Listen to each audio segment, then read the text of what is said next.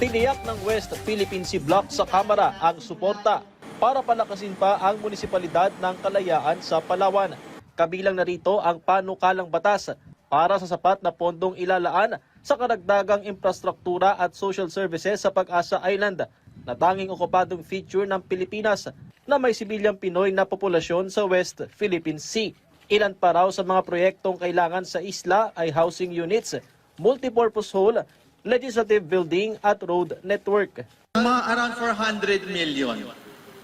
462 million, around that ballpark figure. So hopefully, makaupo pa kami, masinsin pa natin yung kanilang mga plano at makapag-propose tayo para makapasok dito sa current budget cycle.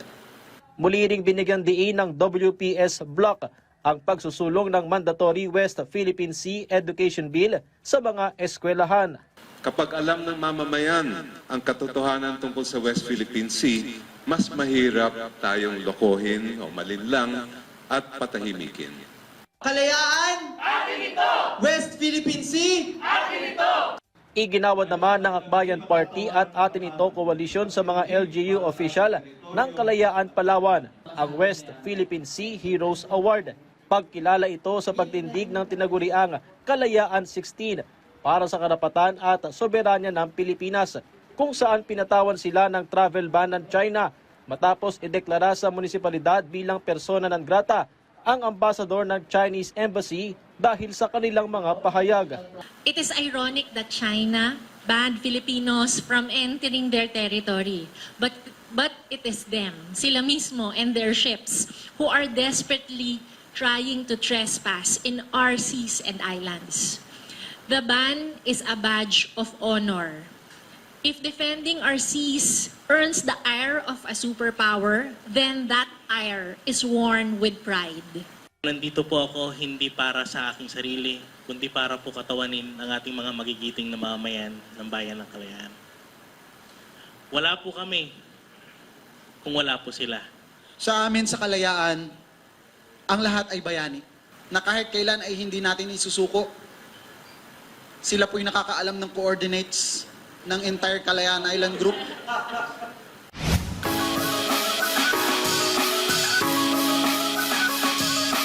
You are now listening to Moro Beats. Sa pamagitan naman ng musika, ipinahayag ng iba't ibang grupo ng mga kabataan sa isang musical event na inorganisa para sa West Philippine Sea. Nagsilbi rin itong educational forum kung saan ipinaliwanag ni PCG spokesperson for the West Philippine Sea, Commodore J. Tariela, sa mga lumahok na estudyante ang kahalagahan ng paninindigan para sa karapatan at soberanya ng bansa na suportado ng domestic at international law. Hindi tayo katulad ng China na ginuhitan natin ng siyam na guhit at sinabi natin ang buong South China si atin na. No? What we're just, our position has always been the 200 nautical mile exclusive economic zone plus the Kalayaan Group. Our fight in the West Philippine Sea is intergenerational.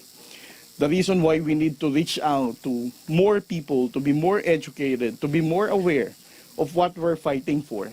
Samantala, sa kabila ng namataan na dalawang warship ng PLA Navy ng China, matagumpay na idinaos sa West Philippine Sea ang 2 araw na multilateral maritime cooperative activity sa pagitan ng Armed Forces of the Philippines, US Indo-Pacific Command at Australian Defense Force.